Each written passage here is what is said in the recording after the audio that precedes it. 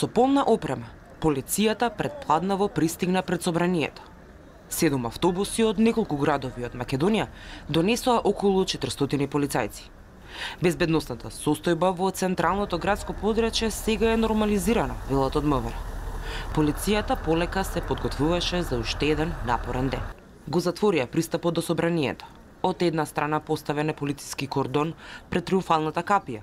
Од друга страна, полиција на семафорите покрај градската болница не дозволува пристап до собраниската зграда. Во меѓувреме, во тредникот пред собранието, се уште има 5 шатори во кои ноќта ја поминаа околу 10 демонстранти.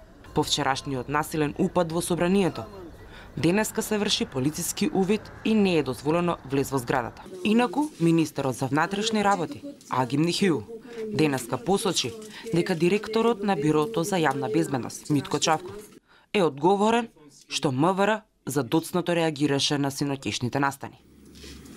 Сакам да потенцирам дека, за жал, е очигледно дека во структурите на Министерство за внатрешни работи политичкото влијание има голема улога, што е за секаква осуда. Делот вработените во Министерство за внатрешни работи, на место да ги почитуваат законите и да ги извршуваат своите работни обврски, постапуваат по наредби на политичките центри. Нешто што е за најсилна осуда и мора да биде санкционирано. Синоќа демонстрантите кои беа на протестот организиран од иницијативата за заедничка Македонија влегоа насилно во собранието, откако новото парламентарно мнозинство го избра за председател на парламентот Тала Џафери. Со качулки на главата, дел од демонстрантите влегоа насилно во пресалата на собранието, каде што предходно лидерот на СДСМ Зоран Заев одржа конференција. Пратениците беа нападнати со столици, со држачи за камера, а дел од новинарите кои беа внатре известија дека имало и вооружени лица.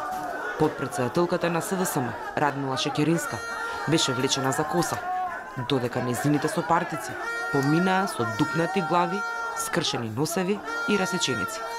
Владко Ѓорчев и Никола Тодоров од ВМРО ДПМН беа едни од ретките пратеници кои во тоа време се обидоа да им помогнат и да ги спасат своите колеги од новото парламентарно мнозинство. Околу половина час пратеници, новинари и сниматели беа заробени од група напаѓачи, кои по излегувањето од пресалата од демонстрантите во собранискиот хол беа пречекани со овации и аплаузи.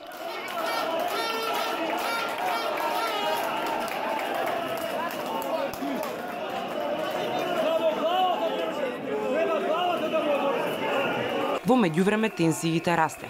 Полицијата во тој период делумно дозволуваше и слободно движење на демонстрантите низ собраниската зграда.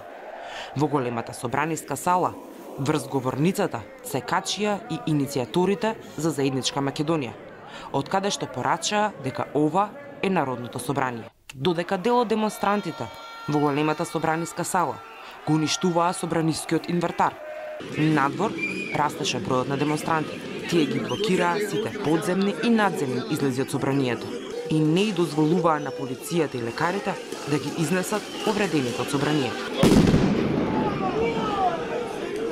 Околу 20 часот полицијата се засели и тогаш почна сериозно да постапува. Со употреба на шок бомби ги потисна демонстрантите од споредниот влез на парламентот. При демонстрациите беа повредени околу 80 луѓе, а приведени 8. По употребата на шок бомби, атмосферата делумно се смири.